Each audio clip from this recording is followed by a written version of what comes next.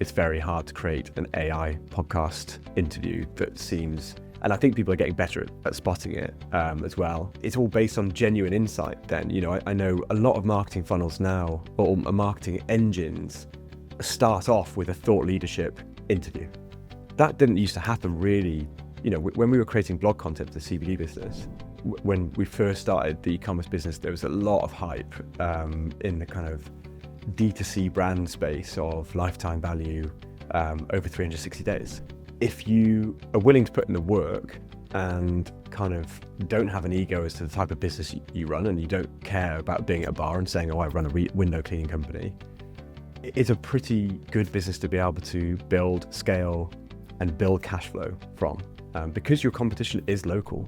You're listening to the Transformed with Data podcast with Graham Crawford, CEO of Crawford Macmillan. Graham is here to share something he's genuinely passionate about. He's going to show you how data can completely change the outcome for both people and businesses. In each episode, he sits down with real people who've done incredible things with data. But don't worry, these aren't your typical dry case studies. Graham and his guests bring you stories about leaders and innovators who saw something in their data that sparked a brand new reality. These are changes that tore through entire industries, upended company cultures, and sometimes even changed lives. So whether you're a data enthusiast or just curious about how to find the truth in your data, join Graham as he discovers how data becomes more than just numbers. It becomes the spark that ignites real, meaningful change. Let's get started. Thanks for listening. Some business strategies die inside pretty dashboards. Elliot Blackler didn't. He scaled the CBD brand through advertising bans, and is now engineering digital marketing systems in the modern AI era that help brick and mortar service businesses. And he backs it all with a work for free guarantee that rewrites risk equation in B2B. This episode isn't about data for data's sake. It's about building unfair advantages and growing the value of a business despite constraints from rejection, skepticism, and failure, and using data to do so. Let's dive into it. Here's my friend Elliot. Great to have you on, sir. Thanks, Graham. Yeah, good to be on, finally. Yeah, I know it's taken us a while to get it arranged, but glad we did it. For the benefit of everyone else, I remember an amazing story you shared the first time we met many months ago, about the CBD business you had and the incredible success story that was. For the listener's sake, kind of just talk us through that story at a high level and remind me of some of the highlights and how you made it such a success. Yeah, thanks. I think it was, in a weird way, it was kind of a success despite the industry, which if I was to do it again, I wouldn't advise people to try and do. We got involved almost by mistake through a partner or a contact in Spain that was producing really high quality CBD. And we started it, me and my business partner, Tom, at the time. We'd always kind of done side projects in e-commerce, like drop shipping. I had like a bow tie business at one point. I used to kind of make bow ties at home. Yeah. It was all good in the summers, and then would have to kind of go to uni and didn't quite fancy just stitching bow ties together in my spare time. But anyway, we then kind of started a side project as I left my job in sales and marketing for B2B SaaS. And not long after, we were then in first COVID lockdown, and e-commerce kind of blew up, and CBD and wellness in general blew up. And it very quickly became a full-time gig from what was meant to be kind of a side project. And at the time, it felt like very much a rising tide. There was a lot of hype in the industry about it being, worth £1 billion by 2024, and a lot of money being pumped into the industry. And we were completely bootstrapped. So for that first year, didn't take anything out of the business, especially with e-commerce. It was quite a capital intensive business, and there was a lot of different regulatory hoops to jump through, different suppliers that we had to go through as, the rules are being chopped and changed. From there, it was really just looking at, okay, we can't compete with some of our competitors that have raised 20 million quid and they're just going into retail and offering their products at cost price basically to try and get on the shelves, and picking the channels where we could get an unfair advantage. And that was really SEO and content marketing, and just being a bit kind of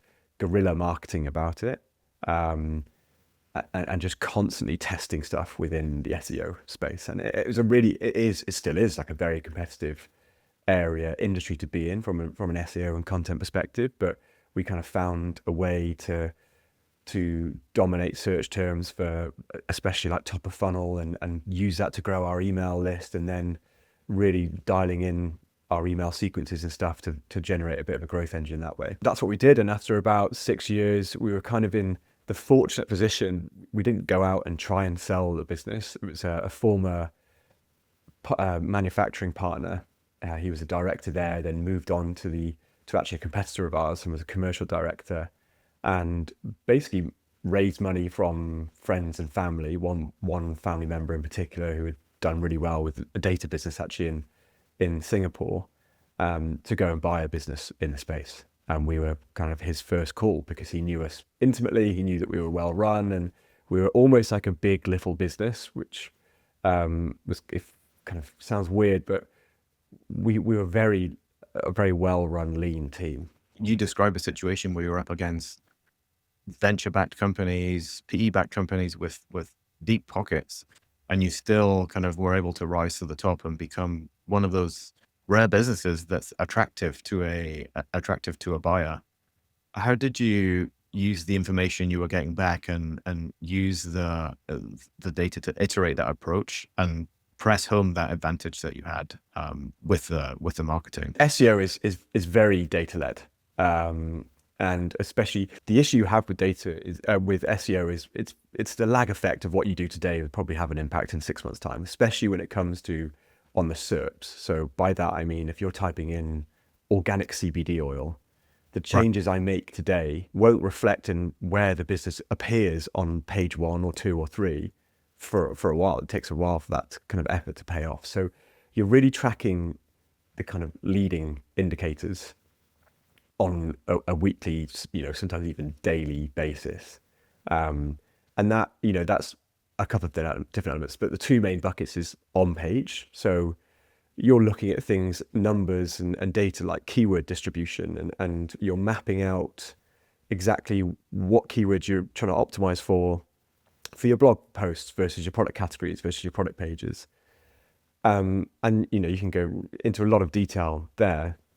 And then the other side, which is the other kind of important aspect, which is link building. So building out backlinks, and that, there's opportunity there to be just as, if not more, data led than the on-page stuff, because a lot of that is outreach, and that then almost becomes a sales funnel and approaching it that way. But one area we did really well with was kind of receptive link building. So we would create one blog article in particular that we did, which was just about CBD statistics in the UK. And initially we just pulled together different statistics from other publications and other reports into one big mega blog post, and it would get cited all the time by major publications. And that was a really effective link building tool for us. Then we started to create some of our own kind of proprietary data to put in there, and that's when it then really accelerated. And once we had an asset like that, and we were sitting on top of Google for CBD Statistics UK, especially at the time where it was a real frothy industry. There's a lot of people writing about it. We got some, really good mentions in press and stuff like that through it. Through delivering free value, right? Yeah. And I think we read over and over again that delivering free value up front and building distribution as a moat is important. But I think, certainly based on what I've read, that's becoming even more and more important. Like building an audience that trusts you in the subject that you're working in. How do you measure that? Right? What are some of the ways and tricks that you use to measure that? You mentioned the email list and the funnel iterations that you were doing. Like, what are some of the things you're measuring there? We'd have an NPS score, an NPS survey that would go out pretty consistently. We'd then use that for anyone that came across as a promoter. We'd then use that to funnel them on to give a Trustpilot review or review the actual product. So that was like our major data, but as part of that we had other survey questions in there. But it's a good question. It's something that I think is even more important now than it was when we were in the midst of building the business 3-4 years ago, because of the amount of kind of AI slop that is so easy to make. Kind of going back now into the industry, and it's slightly different now because it's local SEO, so it's not so much like blog content, but it's a challenge now to create value this time 7 years ago, putting together a really well thought out blog post was, creating value then. Now it's very easy to do that. It's been almost completely commoditized. So it's now looking at how you use other marketing channels or adapt your existing ones to build that trust and credibility. And, part of what you're doing here, I think is probably the best way to go about it, because at least for now, it's very hard to create an AI podcast interview that seems, and I think people are getting better at spotting it as well. It's all based on genuine insight then. I know a lot of marketing funnels now, or marketing engines, start off with a thought leadership interview. That didn't used to happen really. When we were creating blog content for the CBD business, we weren't necessarily sitting down and putting our expertise or like having an interview and then repurposing that into a blog. We were going after keywords and search terms and volume and optimizing that on page for Google, not necessarily the reader. Now it's kind of becoming, okay, which I think is a great thing, by the way. It's like, okay, how do we actually provide value to the reader? We're not just trying to like game the algorithm of Google anymore. Exactly, yeah. Those win conditions make for better content. Yeah, exactly. And you see it's slightly different with AI now, because essentially if you've got good SEO, you've got a good chance of being recommended in by ChatGPT or some other LLM. They weight things slightly differently, and it's difficult to tell at the moment. It's all kind of, I'm sure in 2 years' time it will be more of a playbook you follow to try and get into these search recommendations from OpenAI or whatever else. The same with everything being commoditized, though. Like once the playbook's out there and everyone's got it, like you're going to have to find something else to do than the thing that everyone else is doing. Yeah, but it's interesting now because it's clear that OpenAI take a lot more weight from third-party sites. So they will take reviews from Yelp, for example. Yeah, Wikipedia as well, right? Yeah, exactly. And it's funny now that like directories is suddenly cool again within the SEO space, because niche directories that it's harder to do just kind of spam reviews like you can with Google, suddenly are really like trusted data sources for recommending, especially like within the local business scene now. It's like a real trusted area for OpenAI to actually kind of read and scan, as opposed to just kind of like scanning Google reviews or something like that. The sale of the business. Because I think, as well as the distribution as a moat that you had built, I think you also had a couple of other things in terms of, because of the iteration you're doing and because of the very data forward way you're approaching the funnel, you probably had a pretty good understanding of customer acquisition cost. You probably had a pretty good understanding of lifetime value of customer. So just how important in the sale of that company, you've been through the sale of a company, in the sale of that company, how important was the data that you had available that was of high quality? How valuable was that to attracting the interest and then to making the sale go through as well? It was, incredibly valuable.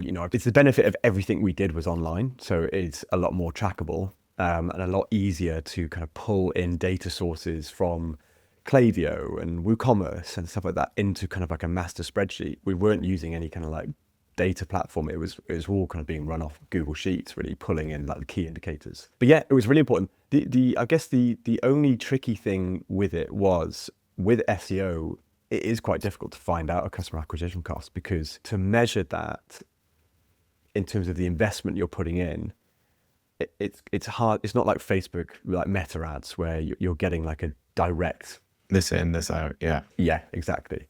So that was the only thing, but because our actual spending on SEO was pretty minimal compared to the amount of customers it was bringing in through going through like organic search and then email, getting like email capture, and then we could measure that. So that was kind of like the funnel they were comfortable with. And once once customers were in that email funnel, it was very easy then to measure, as well as lifetime value. We measured lifetime values on 60 days. So when we first started the e-commerce business, there was a lot of hype in the kind of D2C brand space of lifetime value over 360 days. But if you're a business owner worth their salt that hasn't got millions and millions to play with, measuring your customer acquisition costs against lifetime value of 360 days is nuts, because you're completely killing your cash flow. So 60 days is what we settled on, and seems to be a bit more of like the industry average now,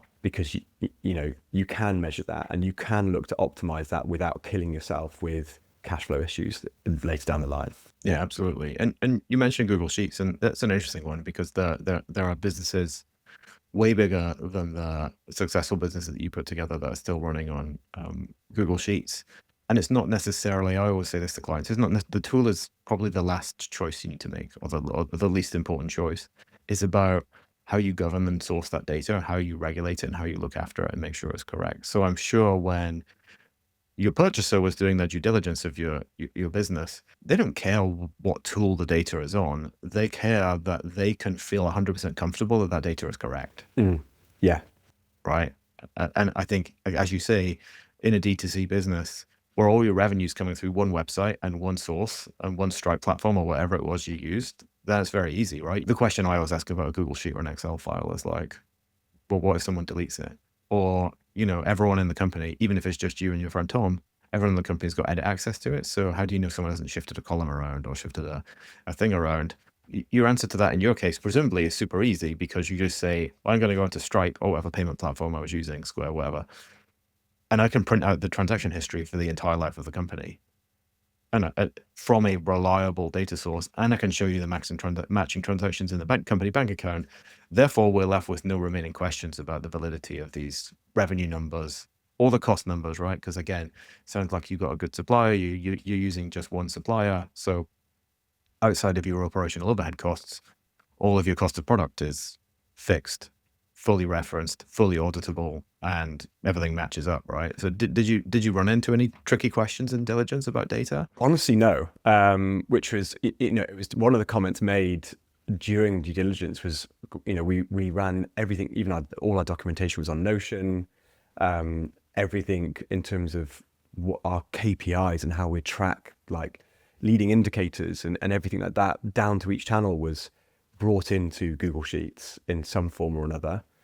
And then also a lot of the tools we use, like Klaviyo, for example, started off as just an email marketing tool, but now it offers so much more data that they kind of, a lot of these tools are now overlapping each other in terms of the data and customer acquisition numbers and stuff that you can get from them. There was kind of like, it's almost like an abundance of data you could take. It was really just, okay, well, focusing on the right ones, the right numbers, the right indicators, and pulling them into kind of one Google Sheet, and then really would have like attribution links against each one. So when they were reviewing it, they would just be able to go and we'd set them up as a user in Klaviyo or whatever other tool, and they'd be able to just click through and fact check that data. So it was all, we managed to kind of get away with that quite nicely. Yeah, I mean, I think it's credit to the good governance principles that you put in place in the first place, and the effort that you put into making sure that the KPIs were the correct KPIs. That's another hole that people fall into. You talked about, and sometimes people just want to measure something so they can feel good or feel a certain way about it. So the hole that someone might fall into, for example, you talked about organic content for SEO, is attributing some sort of value to that, or attempting to, assess customer acquisition costs when it's impossible to assess, or assuming some 6 months in the future uplift on SEO is then going to equal this revenue, and then building that into your projections.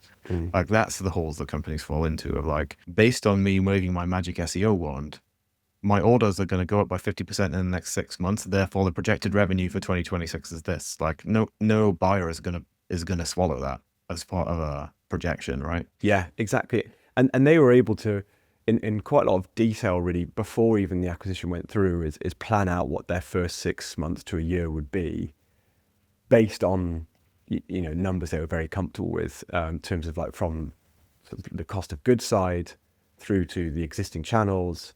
The challenge with that business was, in terms of buying it, was we hadn't maxed out the SEO channels, but it was we were already an 8, 9 out of 10 on that channel. It was finding other channels within an industry that was at the time banned from Meta ads or Google ads and stuff like that, to be able to find like a scalable marketing channel.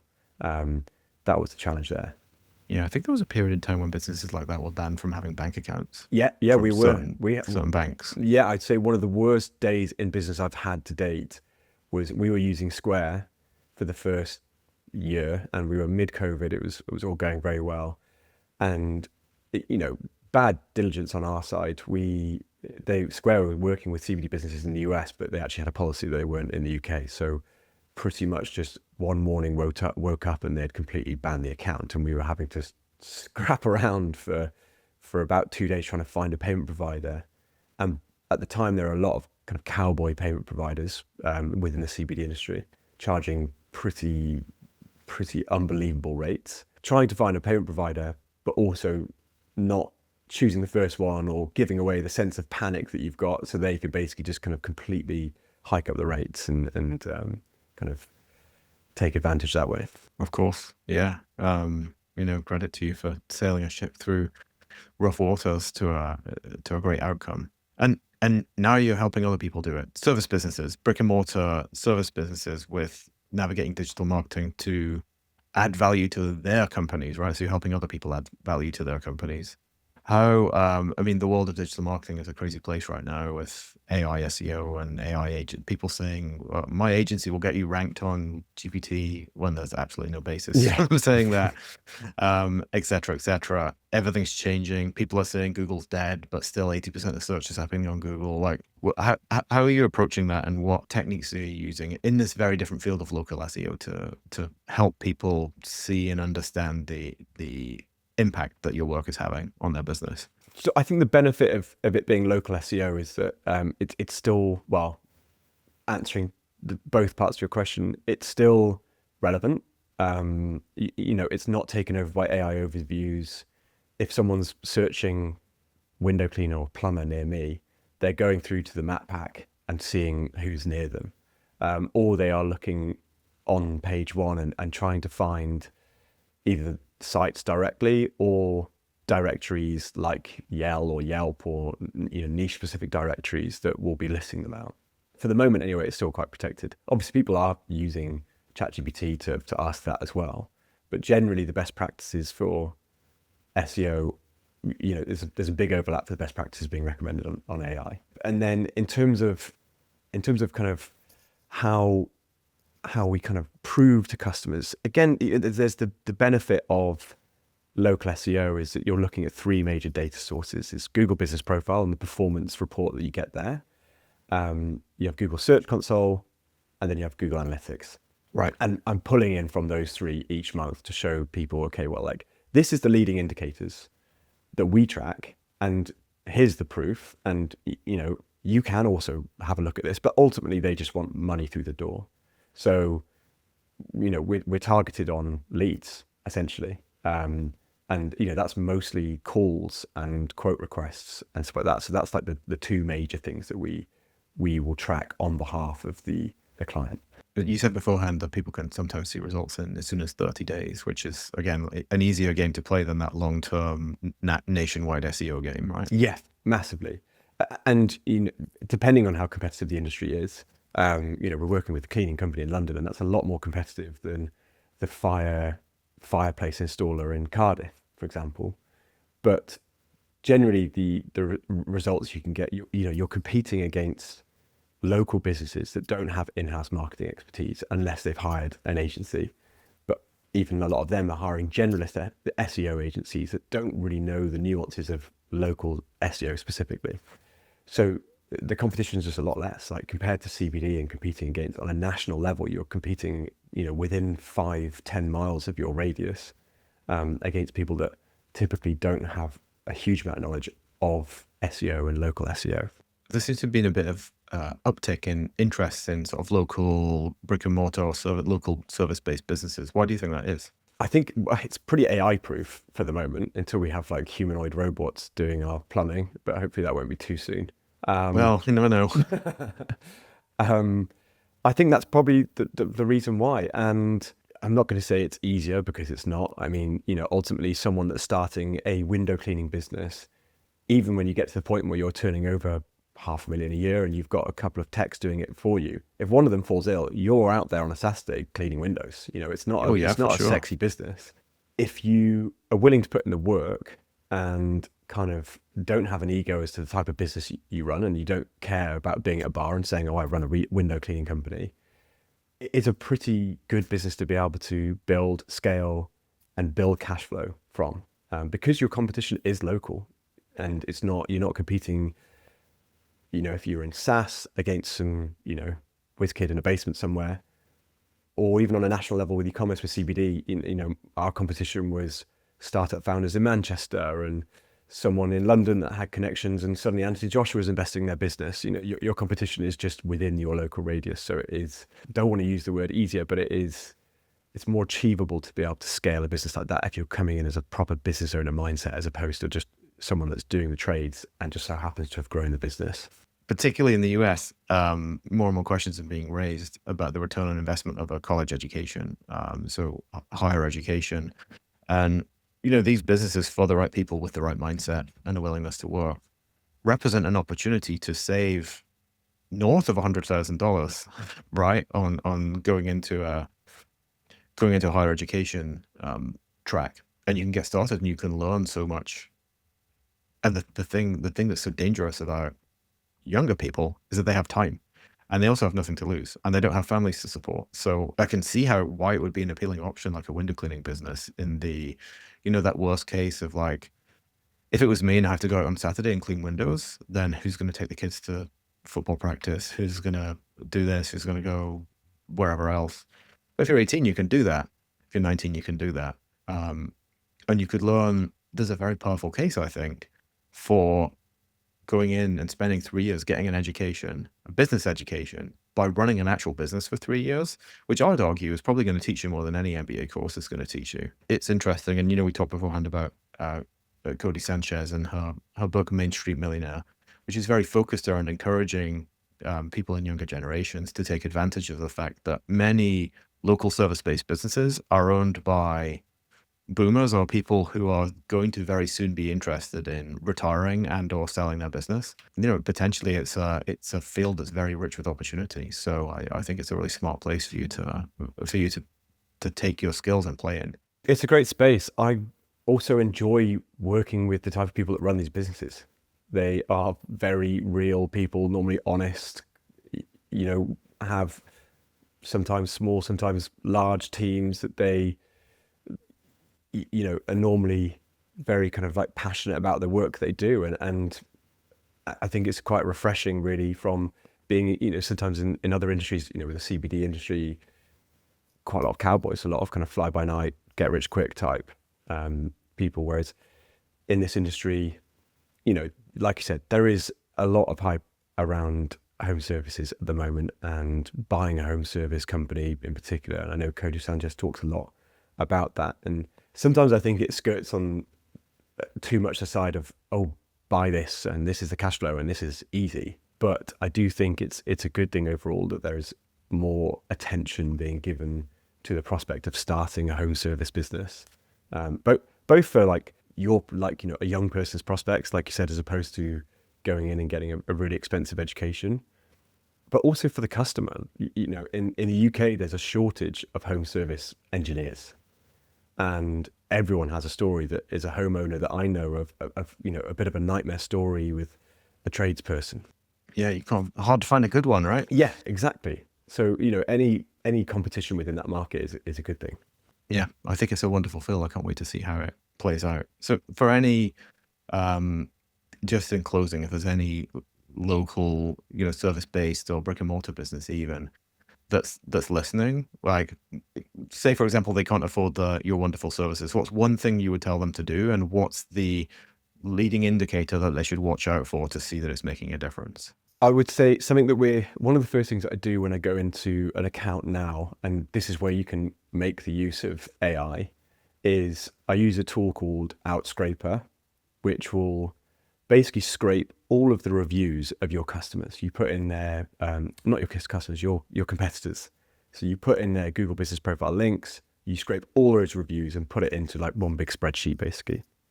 Then you give that, I use Cursor, it's a bit on bells and whistles, but you can put it into ChatGPT, and you basically ask it to come out with the kind of common trends that people are praising about your competitors or people are complaining about. And that it's such a good document to have.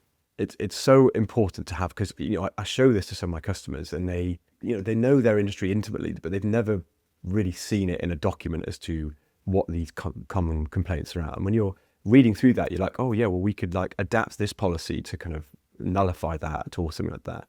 But also that document then becomes a great way of optimizing the conversion of your Google Business Profile. And if you're putting in your Q&A section, for example, it's a great, conversion area, the Q&A section. You can put in your own questions and answer your own questions on there. And you're basically doing the questions around what you found in that competitive research. You're objection handling in advance, basically, right? Exactly. And you're also showing Google, there's activity on your Google Business Profile, so it's going to help with rankings. Not a huge amount, but it's anything that will improve the conversions on your Google Business Profile will improve your rankings. Because if people see, one of the things that Google is increasingly measuring is activity on your Google Business Profile from the customer.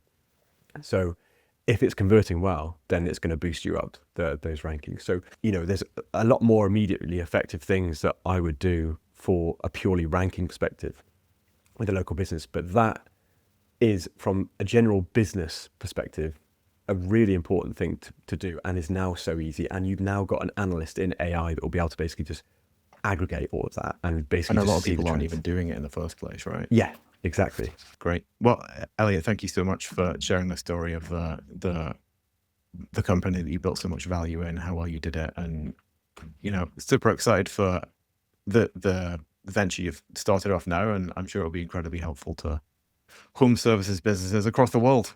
So if anyone's listening and has a service business or brick and mortar business that needs some local help, you know where to go. Elliot is your man. So thanks so much, sir, for coming on, and we'll talk again very soon. Thanks for tuning in to Transformed with Data. If today's conversation gave you even one insight, one aha moment, or one new idea to take action on, do me a favor. Subscribe, leave a review, and share this with someone who's ready to level up. Until next time, keep asking the right questions, keep challenging the status quo, and keep transforming with data.